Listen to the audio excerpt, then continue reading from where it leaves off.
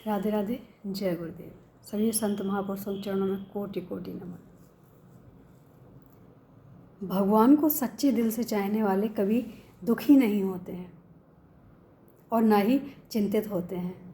उनके जीवन में जो भी समस्याएं आती हैं वो भगवान को समर्पित करते हैं। जो भी खुशियां आती हैं वो भगवान के चरणों में समर्पित करते हैं। अगर भगवान के चाहने वाले कुछ अपने पास रखना चाहते हैं तो वो है सिर्फ भगवान की लीलाएं, भगवान के जो आनंद देने वाले भजन या कुछ भी, या भगवान का स्मरण। इन सब चीज़ों से बस खुशी मिल जाती है, और अगर ये चीज़ें ना हो तो दुख मिल जाता है। संसार का कोई भी दुख भगवान के चाहने वालों को विचलित कर ही नहीं सकता है, क्योंकि उनसे ज़्यादा आनंद भगवान में आता है, उनकी कथाओं में आता है, उनके सत्संग में आता है, उनके कीर्तन में आता है। जब इन सब चीज़ों में आनंद आने लग जाए तो समझ लेना कि हमें अब संसार का दुख दुखी नहीं कर सकता है। हमें एक ही चीज़ दुखी कर सकती है, जब हम भगवान को याद नहीं कर सकते। भगवान को याद करने के लिए हमें कोई समय की सीमा नहीं है। हम काम भी कर रहे हैं, हम सब कुछ भी कर रहे हैं, उसके बाद भी हम भगवान को याद कर सकते हैं। उससे हमारे दो फायदे भी हैं। एक, जो हमारा फालतू दिमाग नहीं चलता है। दूसरा, हमारा काम कब हो जाता है हमें पता नहीं चलता है। हमें कोई भी बड़ा से बड़ा काम दे दो, लेकिन उस समय हमें भारी पड़ता है जब हम कुछ सोच ना रहे हों, या कुछ ऐसा विचार जो हम अपने अतीत में चले जाते हों, तो हमें वो कार्य भारी लगता है। लेकिन अगर हम कोई कार्य कर रहे हैं और भगवान का नाम साथ में जुड़ा हो, ये हम अपने अनुभव से ही कह रहे हैं, तो एक बार करके देखो, हमें समय का भी पता नहीं चलेगा, और ये हमारी भक्ति भी होगी, भगवान के प्रति लगाव भी होगा, जुड़ाव भी होगा। हमें कुछ करने का एक्स्ट्रा प्रयास करने की ज़रूरत ही नहीं है, क्योंकि हमारे जीवन में समय ना निकले तो हमें कोई सोचने की ज़्यादा ज़रूरत नहीं है। क्योंकि कई लोग होते हैं जो कहते हैं हम बहुत काम करते हैं, हमें तो पल भर का टाइम नहीं मिलता है, समय नहीं मिलता है। लेकिन जब हमें पल भर का समय नहीं मिलता है, उस समय हमारे कान फ्री होते हैं। हाथों से ही तो हम काम करते हैं, शरीर से ही तो काम करते हैं। हम भजन चला के सुन सकते हैं, कथाएं चला के हम सुन सकते हैं, हम जो चाहें वो सुन सकते हैं।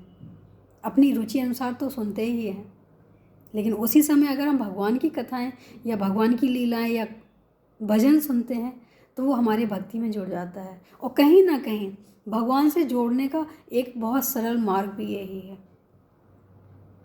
इतने हम दावे के साथ अगर हम कह रहे हैं तो कहीं ना कहीं ये रास्ता हमने भी अपनाया है। गृहिणी के पास समय बहुत कम होता है, क्योंकि सब कुछ देखना होता है, घर भी देखना होता है, बाहर भी देखना होता है, आने जाने वालों को भी देखना होता है। लेकिन वहाँ देखा जाए तो समय हमारे पास बहुत ज़्यादा है अगर हमें कुछ करना है तो, और नहीं करना है तो एक ही बहाना काफ़ी है कि हमारे पास समय नहीं है। जब हम किचन में काम करते हैं तो हम भजन सुन सकते हैं, हम कोई भी कार्य करते हैं हम भजन सुन सकते हैं। तो हमारे पास समय की सीमा भजनों के लिए कहाँ सीमित है, सिर्फ हमारे सोच की ही तो बात है।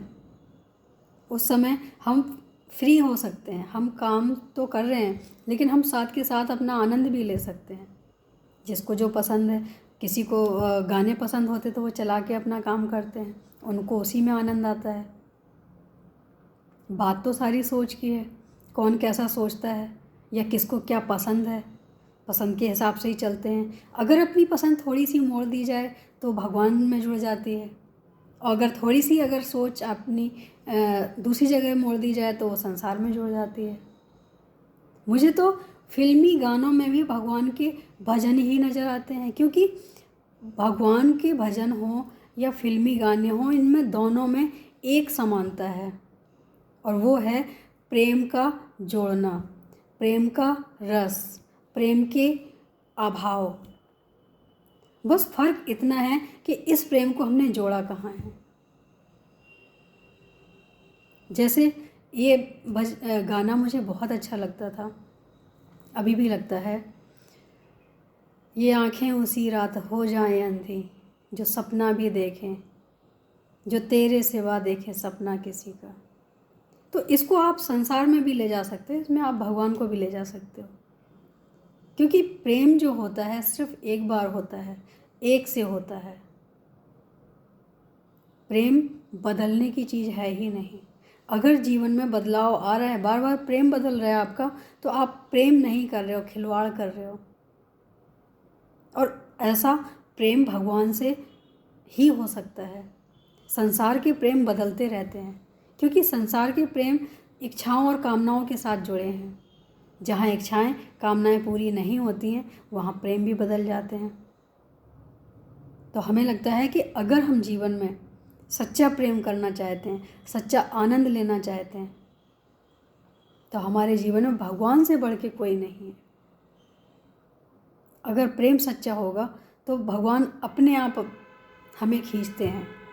हमारा लगाव होगा तो अपने आप लेके जाते हैं।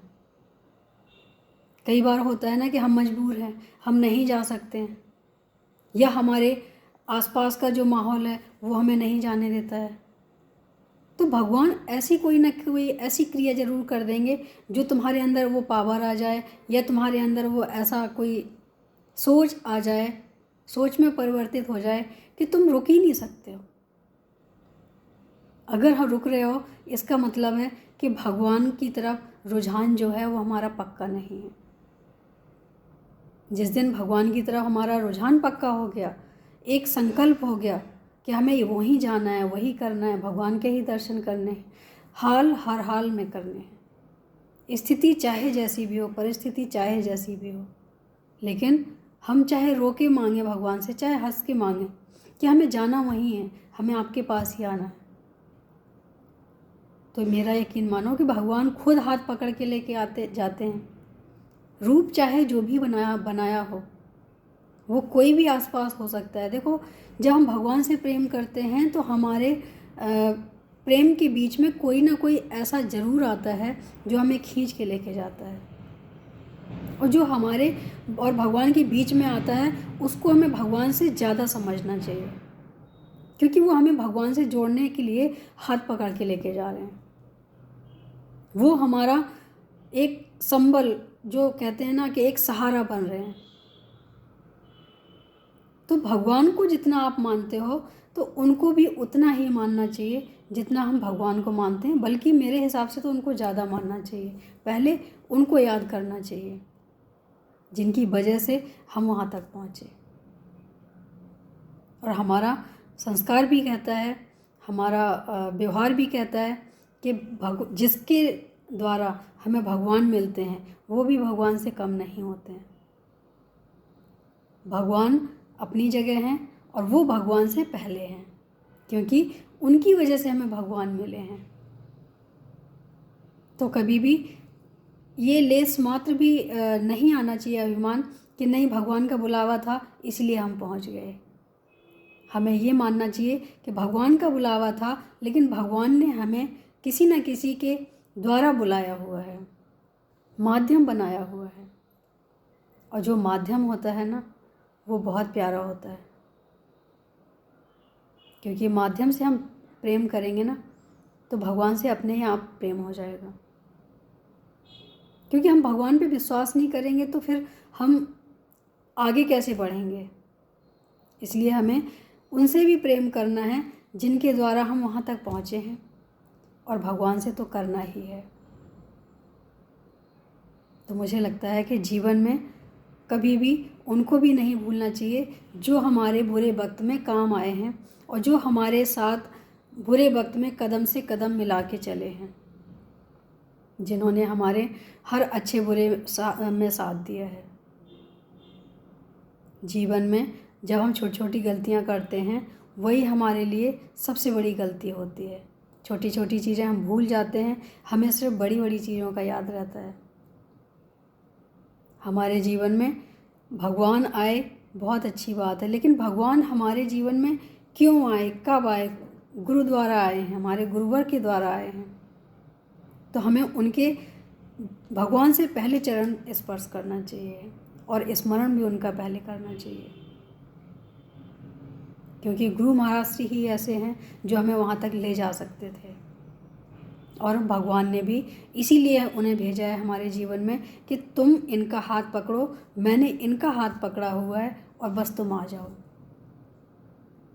तो जीवन में जिनका सहारा लेके हम भगवान तक पहुँचे, उन्हें कभी नहीं भूलना चाहिए, उनको भगवान से पहले सम्मान देना चाहिए। उम्मीद है अच्छा लगा होगा। आज के लिए इतना ही।